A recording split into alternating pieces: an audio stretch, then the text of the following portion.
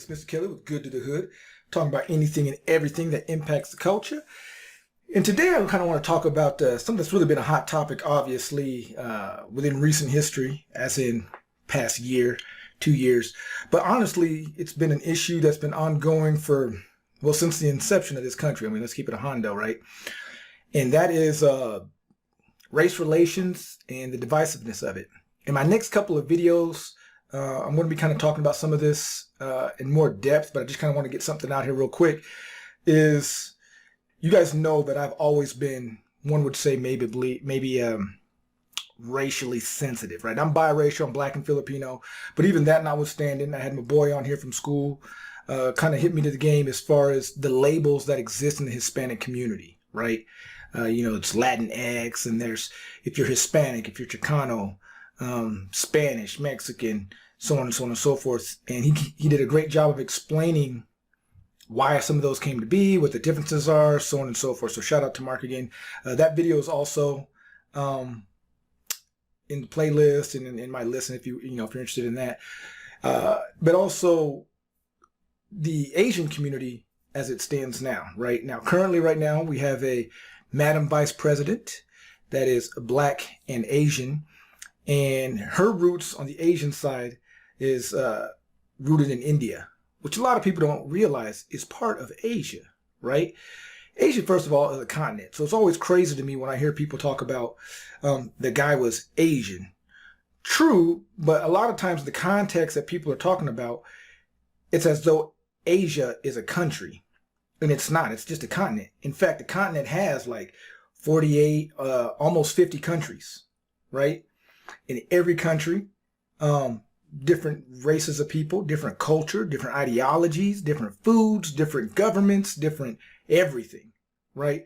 So it just kind of goes to show some of the ignorance of people when they kind of address it in that way. It's like calling everybody Mexican that's from a Latin American or Hispanic country, or from South America or something. You know what I'm saying? Like, that just shows your own ignorance. But anyway, the country's divided heavily because of that. And I'm going to probe a little bit more into that. I'm going to give a little bit of my perspective coming up soon on that, as well as interview a couple guests from different places as well, but all in the confines too of how this impacts the culture, right?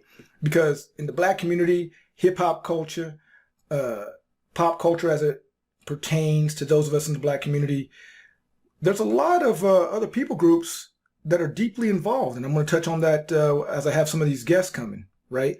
Whether it's lighter shade of brown, whether it's Kid Frost, whether it's Snow the Product, right?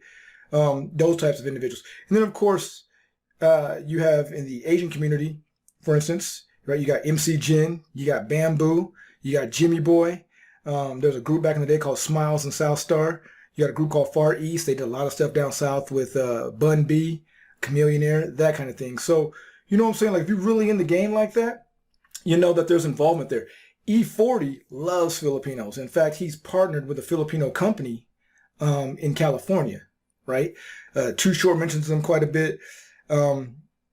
Tupac, basically anybody on the West Coast for sure. Like, there's a close connection between the black community and Filipinos, specifically in the West Coast, right?